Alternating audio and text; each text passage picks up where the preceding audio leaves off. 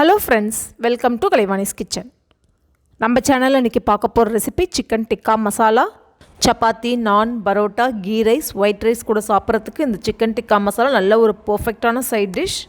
வாங்க ஃப்ரெண்ட்ஸ், ரொம்ப டேஸ்டான இந்த சிக்கன் டிக்கா மசாலா எப்படி செய்யறதுன்னு பார்க்கலாம். ஃபர்ஸ்ட் இப்போ இந்த சிக்கன் டிக்கா மசாலா செய்யறதுக்கு ஒரு பவுலில் 2 டேபிள் ஸ்பூன் அளவுக்கு தயிர் சேர்த்துக்கோங்க. அதிகம் புளிப்பில்லாத தயிராக சேர்த்துக்கோங்க. 1 டீஸ்பூன் மிளகாய் தூள் சேர்த்துக்கோங்க. கலருக்காக 1/2 டீஸ்பூன் காஷ்மீரி சில்லி பவுடர் சேர்த்துக்கோங்க. 1/2 டீஸ்பூன் தனியாத்தூள் சேர்த்துக்கோங்க. 1/4 டீஸ்பூன் மஞ்சள் தூள், 1/4 டீஸ்பூன் கரம் மசாலா, 1/2 டீஸ்பூன் அளவுக்கு உப்பு, 1 டீஸ்பூன் இஞ்சி பூண்டு விழுது, 1 டீஸ்பூன் லெமன் ஜூஸ் சேர்த்துக்கோங்க. ஒரு விஸ்கோ இல்லைனா ஸ்பூனை வச்சு இந்த மசாலாவை நல்லா மிக்ஸ் பண்ணிக்கோங்க. அந்த தயிரோட கட்டிகள் எங்கேயும் இருக்கக்கூடாது, நல்லா ஸ்மூத்தாக மிக்ஸ் பண்ணிவிடுங்க. அடுத்ததாக இதில் 250 கிராம் போன்லெஸ் சிக்கன் நல்லா கழுவி சுத்தப்படுத்தி வச்சுருக்கேன். இப்போ அந்த சிக்கனை சேர்த்துக்கிறேன்.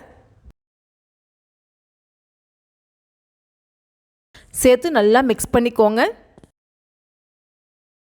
மிக்ஸ் பண்ணிவிட்டு இப்போ இதை ஒரு 1/2 மணி நேரம் ஊற வச்சுருங்க. தயிர் சேர்த்து ஊற வச்சுருக்கிறதுனால நீங்கள் 1/2 மணி நேரம் ஊற வச்சிங்கன்னா போதும். நீங்கள் 1/2 மணி நேரத்துக்கு மேலே ஊற வச்சிங்கன்னா சிக்கன் ஹார்டாகிடும். இப்போ 1/2 மணி நேரம் ஆயிடுச்சு. நம்ம இந்த சிக்கனை ஷாலோ ஃப்ரை பண்ணிக்கலாம். ஒரு கடாயில் 2 டேபிள் ஸ்பூன் அளவுக்கு வெண்ணெய் சேர்த்துக்கோங்க. வெண்ணெய் மெல்ட் ஆனதும் ஊற வச்சுருந்த சிக்கனை ஒரு பீஸாக எடுத்து இப்போ நான் காமிக்கிறேன் பாருங்கள். இந்த மாதிரி ஸ்ப்ரெட் பண்ணிக்கோங்க. ஸ்டவ்வை லோ டு மீடியம் ஃப்ளேமில் வச்சுக்கோங்க. 2 நிமிஷத்துக்கு அப்புறமா இன்னொரு பக்கம் திருப்பி போடுங்க.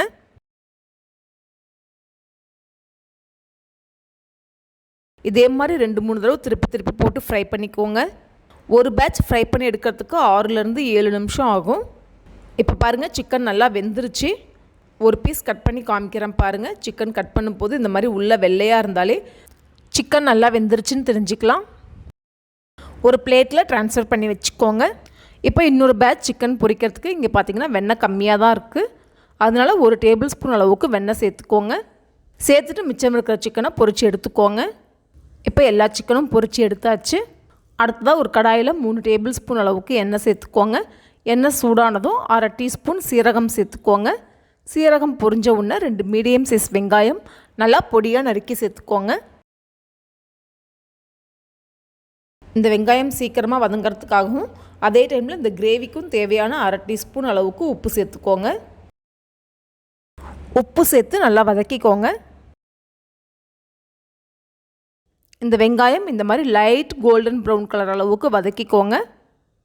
இப்போ இதில் 1 டீஸ்பூன் அளவுக்கு இஞ்சி பூண்டு விழுது சேர்த்து இந்த இஞ்சி பூண்டு விழுதோட பச்சை வாசனை போகிற வரைக்கும் நல்லா வதக்கிக்கோங்க. ஸ்டவ்வை ஸ்லோ ஃப்ளேமில் வச்சுக்கோங்க. 1/2 டீஸ்பூன் அளவுக்கு மிளகாய்த்தூள், 1 டீஸ்பூன் தனியாத்தூள், 1/2 டீஸ்பூன் சீரகத்தூள், 1/4 டீஸ்பூன் மிளகுத்தூள், 1/4 டீஸ்பூன் கரம் மசாலா, 1 பிஞ்ச் மஞ்சள் தூள் சேர்த்துக்கோங்க. இப்போ இந்த மசாலாவை ஒரு 10 செகண்ட்ஸ் மட்டும் வதக்கிக்கோங்க. அடுத்தது இதில் 2 மீடியம் சைஸ் தக்காளி நல்லா ஃபைன் பேஸ்ட்டாக அரைச்சி சேர்த்துக்கோங்க. மாதிரி தக்காளி வந்து நாட்டு தக்காளி சேர்க்காமல் பெங்களூர் தக்காளி சேர்த்துக்கோங்க. இந்த சிக்கன் டிக்கா மசாலாவுக்கு பெங்களூர் தக்காளி சேர்த்திங்கன்னா டேஸ்ட் ரொம்ப நல்லாயிருக்கும். தக்காளியை சேர்த்து ஸ்டவ்வை மீடியம் ஃப்ளேமில் வச்சுட்டு 2லேருந்து 3 நிமிஷத்துக்கு நல்லா வதக்கிக்கோங்க. இப்போ இதில் 3/4 கப் அளவுக்கு தண்ணி சேர்த்துக்கோங்க.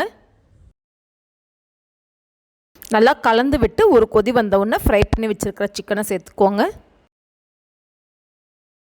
சிக்கன் சேர்த்து நல்லா கலந்து விட்டுட்டு 4 டேபிள் ஸ்பூன் அளவுக்கு ஃப்ரெஷ் க்ரீம் சேர்த்துக்கோங்க. இந்த சிக்கன் டிக்கா மசாலாவுக்கு ஃப்ரெஷ் க்ரீம் சேர்க்கணும், அப்போ தான் டேஸ்ட் நல்லாயிருக்கும்.